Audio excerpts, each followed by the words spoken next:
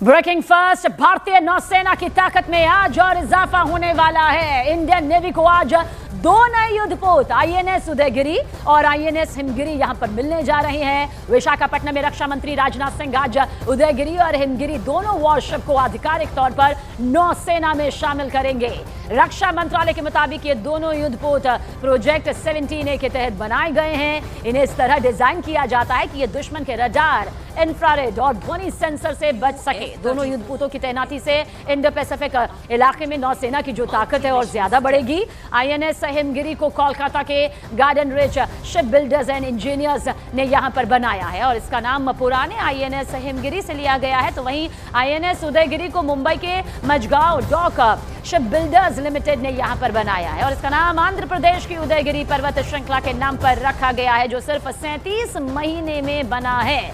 तो यानी भारत की ताकत समंदर में और ज्यादा मजबूत होने जा रही है। भारत के दो नए बाहुबली कहे जा सकते हैं कि अब समंदर में अपनी धाक जमाते हुए नजर आएंगे। बदलते वक्त के साथ, बढ़ते हिंदुस्तान के साथ लगातार ये ताकत भारत की बढ़ती रही है और अब अगर समंदर की दुनिया की तरफ देखेंगे तो दो नए बाहुबली यानी कि उदयगिरी और हिमगिरी अब नौसेना की इस ताकत को कई गुना बढ़ाते हुए दिखाई देंगे।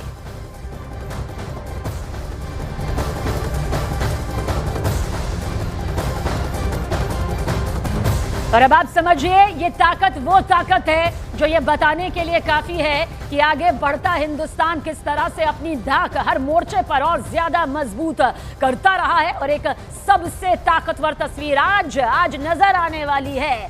जल थल नभ भारत की ताकत हर मोर्चे पर पुख्ता होती रही है और ऐसे में उदयगिरी और हिमगिरी, जिसे आज नौसेना में शामिल कर लिया जाएगा, समुद्र में भारत की उस महाताकत को और ज्यादा मजबूती के साथ दिखाएगा, जहां भारत एक बार फिर से समंदर की दुनिया का सिकंदर उसी तरह से बनता हुआ नजर आएगा, जहां पर कहा जा रहा है कि आईएनएस उदयगिरी और आईएनएस हिमगिरी एक बहुत बड़ी तस्वीर, भारत की ताकत का इजाफा पेश करते हुए नजर आएंगे। और अब आइए आपको बहुत डिटेल से बताते हैं, क्योंकि दोनों स्वदेशी युद्धपोत है, ये सबसे बड़ी बात यहां पर है। लेकिन इस बीच आपको ये भी बता दें कि किस तरह से ब्रह्मोस सुपरसोनिक क्रूज मिसाइल से ये लैस है। ये इसकी ताकत है, ये इसकी खासियत है, जिसमें सबसे पहली बात ब्रह्मोस सुपरसोनिक क्रूज मिसाइल का लैस होना है। आगे बढ़ते हैं, ये ताकत भी इसकी सबसे बड़ी है। प्रोजेक्ट 17A के तहत पहले दो युद्धपोत है, इस लिहाज से ये युद्धपोत और भी ज्यादा खास हो जाते हैं। और इसके अलावा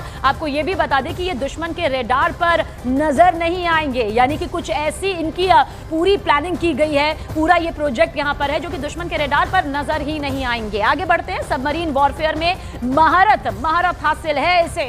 इतना ही नहीं, अभेद्य मिसाइल डिफेंस सिस्टम से ये दोनों यहाँ पर लैस है, यानी कि उदयगिरी और हिमगिरी।